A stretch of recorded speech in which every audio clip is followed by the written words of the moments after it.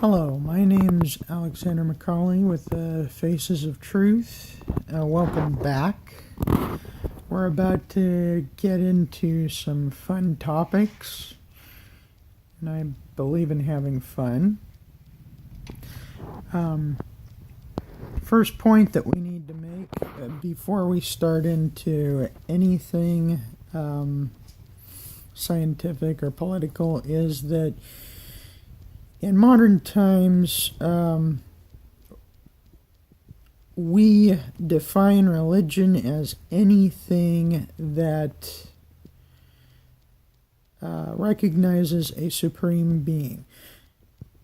The thing is, the true definition of the word religion is any philosophy of origin. The word itself means to search for an origin, to bind back to something. Now, in our times, one philosophy of origins has gone about to monopolize a neutral platform that was created by humans to examine all philosophies of origins, all data. Now, the only thing that this platform called science can do is gather enough evidence to either substantiate a claim made by a philosophy of origins or to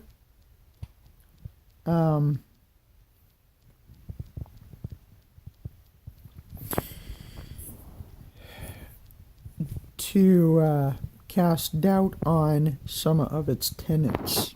Usually the tenets that science will cast doubt upon are those that have been corrupted over time and really have no basis in the original religion. Now, we've got one religion by the name of secularism trying to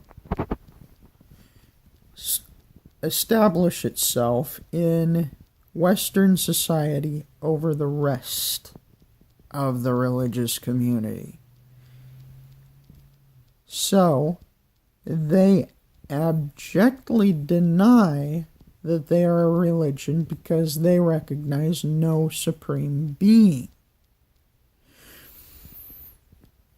This is wrong. Why? Because they admit that the universe had to have had an origin, even though it was an unintelligent origin. If you recognize an origin and you've got articles of faith substantiating that origin or communicating that origin, then you are classified under the real definition of the word religion as a religion. And according to the Constitution, there may be no establishment of religion in the United States. So, we see that secularism has not only attempted to establish itself as a universal religion, but it also has manipulated people into thinking that it's the only scientifically reasonable religion in the world, that everything else is classified as superstition. Thing is, when you recognize no authority to be accountable to, Unfortunately, atrocities happen, and they have happened among secularists. Let's consider a renowned secularist, occultist, and allegedly Catholic by the name of Adolf Hitler. His secularist tendencies led him to kill off 6,000 Jews. How about Joseph Stalin, who was openly atheist in his belief system? It led him, his secularist belief led him to kill off 15,000 of his people in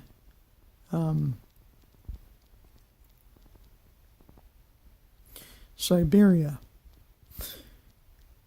So we see that even though Christianity has had a bloody history, so has secularism. Secularism is the crown jewel of intolerance.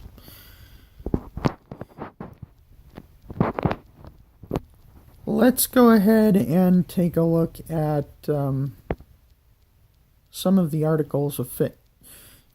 Each religion recognizes change through time as a fundamental truth. Now, the Judeo-Christian religions and other monotheisms have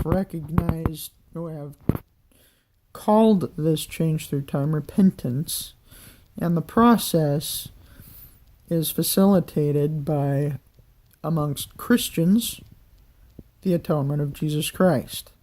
It's a catalyst, not a crutch. It speeds up the process of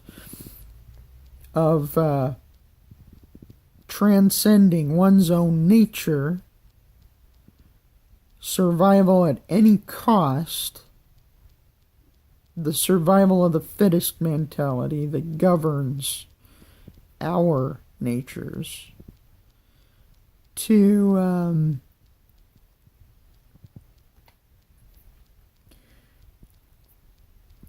a mentality where we care for everyone who falls under our influence, looking out for their good, becoming benefactors instead of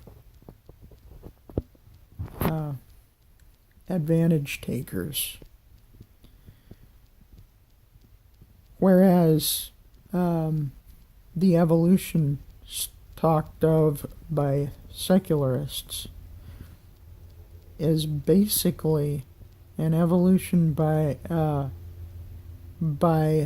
natural selection and survival of the fittest, which is basically what Christianity and other monotheisms are trying to transcend. With this said,